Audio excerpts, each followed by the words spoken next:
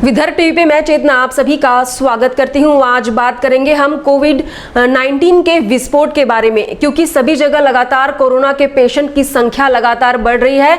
कल का आंकड़ा चौंकाने वाला सामने आया है। बात अगर विदर्भ की जाए तो विदर्भ में 9 जून को 322 कोरोना मरीज पाए गए, जहां एक और रैपिड एंटीजन टेस्ट के कारण सिर्फ 30 मिनट में रिपोर्ट सामने आ जाती है, पता चलता है कि पेशेंट को कोरोना है या नहीं। वही लगातार कोरोना के पेशेंट की संख्या जो है बढ़ रही है।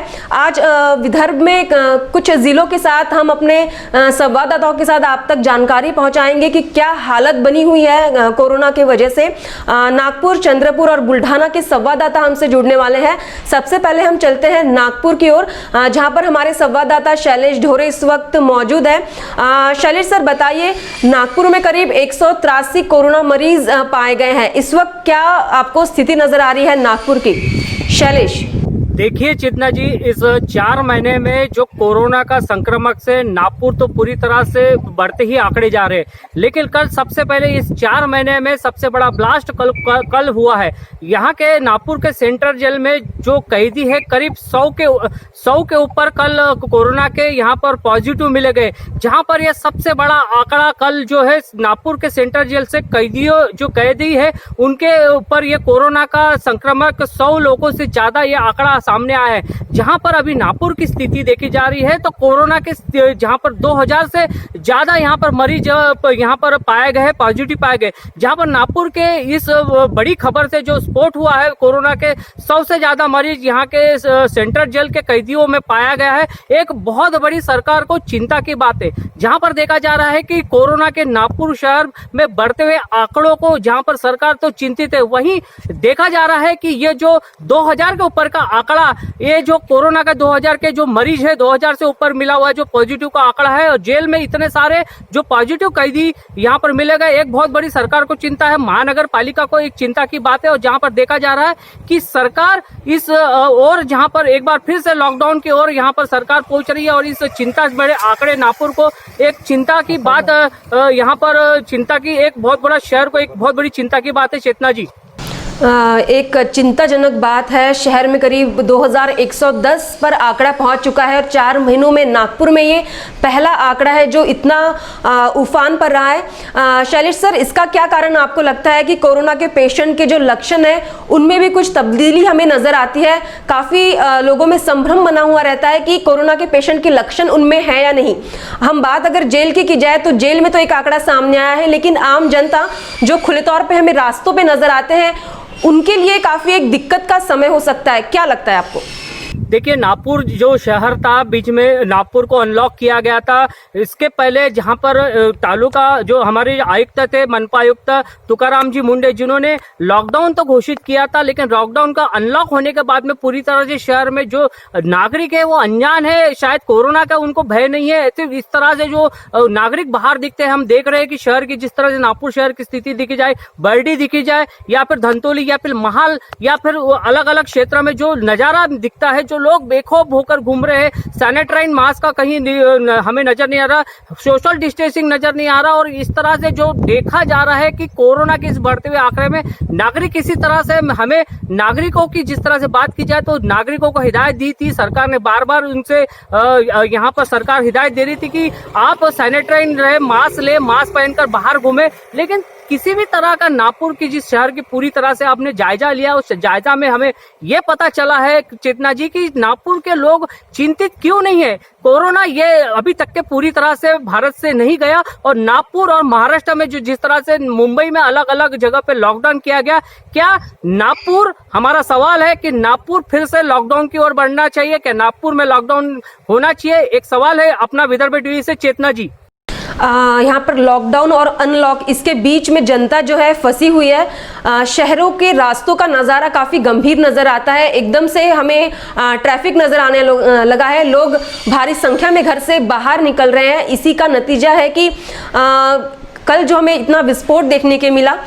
शैलेश सर, यहाँ पर और एक सवाल आपसे पूछना चाहूंगी भानेगांव क्वारंटाइन सेंटर के बारे में, जहाँ मरीजों को, जो क्वारंटाइन में सेंटर में मरीज है, उन्हें सही खाना नहीं मिल रहा है। कुछ ऐसी जानकारी भी हमें सामने आई है, और जिसके लिए जिला परिषद की अध्यक्षा यहाँ पे पहुंची हुई थी, जिन्होंने बैठक ली। तो इस पूरे बैठक में क्या नतीजा सामने आया है?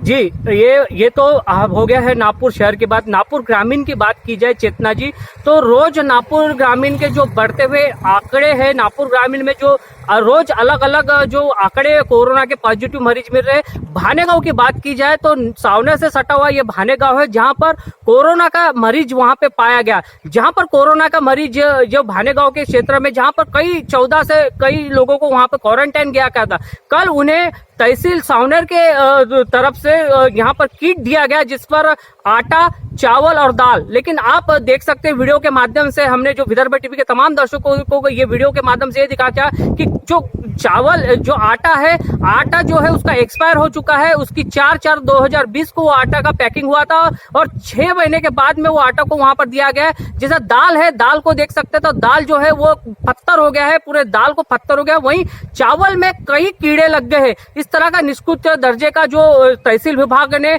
यहाँ पर जो लोगों के क्वारंटाइन लोगों को जो सामग्री दी थी, जिस पर ये बहुत बड़ा एक सवाल पूछता है कि क्या इस तरह के एक्सपायर डेट आटा, क्या इस तरह का चावल, क्या इस तरह की दाल उन्हें मुहैया करा गया, उनको खाने को दिया गया? क्या तहसीलदार साहब को इसकी भनक नहीं थी? तहसीलदार साहब ने इस चीज को देखा नहीं है? यहाँ की सभापति जो है उन्होंने इसको बांटा है, उनके माध्यम से बांटा है, तो क्या इनको उस बात का कोई भी भनक नहीं था? जो चीज उनको दी गई है, क्या ये सही में खाने लायक चीज थी? क्या उसे कौन से दर्जे का दिया गया था? जब पैकिंग हुई थी तो उनका आपने उस चीज को देखा नहीं क्या? या फिर उसे आपने उस खाने के जो पैकेट दिया है, क्या उसे देखकर दिया नहीं गया? ये सारा सवाल इस भानेगांव के क्वारंटाइन के लोगों ने पूछा है। कल क्वारंटाइन जितने भी लोगों कल गेट कर आए और उन्होंने कल वहां पर बहुत ज्यादा कल उन्होंने सरकार के यहाँ पर भानेगांव के सरपंच और यहाँ पे सभी लोगों के यहाँ पर विरोध में कल बात की, क्वारंटाइन के लोगों के भानेगांव की। जो ये बहुत बड़ी खबर है चेतना जी।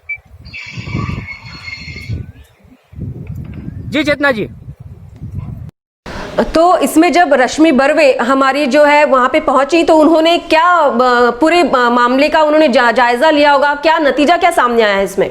देखिए, इस खबर को जिस तरह से कुछ खबरों के माध्यम से कुछ पत्रकारों ने इस खबर को प्रकाशित किया, जहां पर कल प्रकाशित होने के बाद में जिला परिषद के अध्यक्ष रश्मि बर्वे और उपाध्यक्ष जो है मनोहर कुमार है, वो खापरखेड़ा में आए। खापरखेड़ा के चिचोली में उन्होंने मीटिंग ली। उस मीटिंग के माध्यम से उन्होंने तहसीलदार साहब, वहां के सभापति, वहां के सरपंच, उनसे सबसे यहाँ पर चर्चा की कि इस तरह का जो यहाँ पर एक अगलजीपना, इस तरह की एक ये जो किसी के और ध्यान नहीं, और उसे बांटा दिया गया, उसको क्वारंटाइन लोगों को दिया गया, और जिसकी एक्सपायर डेट हो चुकी है, आटे का एक्सपायर डेट हो चुकी है, चावल में कीड़े हैं, जो क्या बोलते दाल, वो इस तरह की पत्थर हो चुकी है। और इस तरह की अगर वहां के क्वारंटाइन के लोग खाएंगे तो ये बताइए कि किस तरह का दर्जे का आपने उनको क्वारंटाइन के लोगों को सामान दिया गया। इस तरह की मीटिंग अध्यक्षता पे अभी आज रश्मि बर्वे दोपहर में करीब बताया जाता है कि दोपहर में 2 बजे के बाद यहाँ के कलेक्टर, सावनेर के कलेक्टर से और मीटिंग हो जाएंगी, इस पर चर्चा होंगी।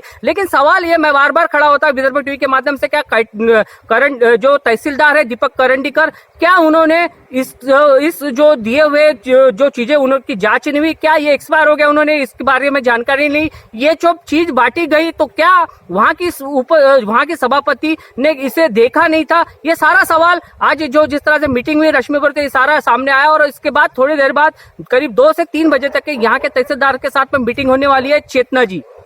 बिल्कुल निम्न दर्जे का यहाँ पर खाना दिया जा रहा है। जो क्वारंटाइन सेंटर में जो मरीज है उनकी इम्यूनिटी को बढ़ाने के लिए उनका खास ख्याल रखना चाहिए, लेकिन ऐसा कोई बात यहाँ पे नजर नहीं आ रही है। और एक सवाल पूछना चाहूंगी, लगातार एक सरपंच द्वारा जो एक हरकत की गई है, रवि चिखले नाम है उनका, ये भी कोई मामला सामने आया है, इसके बारे में बताइए कि उन्होंने कुछ चीज़ों का ध्यान नहीं दिया, उन्हें होम क्वारंटाइन रखा गया था, लेकिन वो मीटिंग के लिए पहुंच गए।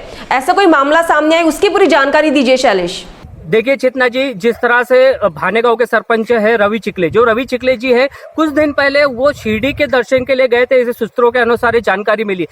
जिस तरह से वो शिरडी से जाकर आए तो बाद में वहां पर उनको होम क्वारंटाइन किया गया था, लेकिन कल की जिस तरह से हमें स्थानिक पत्रकार के माध्यम से कुछ लोगों के माध्यम से सूचना के आधार से और सूचना की जानकारी के अनुसार कल रवि चिखले जी जिला परिषद गए थे, जहां पर जिला परिषद के रश्मि बर्वे के कैबिन में बैठे, बाद में फिर उपाध्यक्ष मनोहर कुमार के साथ में बैठे रहे, बहुत सारी चर्चा हुई। लेकिन एक सवाल चेतना जी ये जाता है कि जब होम क्वारंटाइन किया गया, सरपंच जो होता है वो गांव का एक जनप्रतिनिधि होता है और सबसे प्रथम नागरिक होता है। क्या प्रथम नागरिक को इस बात की ये भनक नहीं थी कि मुझे क्वारंटाइन किया गया? जब मैं शिरडी जाकर आया, शिरडी में साईं बाबा के दर्शन करके आया और उसके बाद मुझे क्वारंटाइन किया गया, तो रवि चिखले जी जहां पर वो घूमने निकले या फिर किसी काम से जिला परिषद गए, तो वो तो फिलहाल क्वारंटाइन थे, 14 दिन का क्वारंटाइन किया गया था, होम क्वारंटाइन किया था। तो रवि चिखले जी जो जिला परिषद गए थे, एक सवाल उठा है कि क्या जिला परिषद में जाने के बाद में ये एक रश्मि बर्वे के कैबिन में गए, वो उपाध्यक्ष मनोहर कुमार जी के कैबिन में गए, तो होम क्वारंटाइन का क्या मतलब है?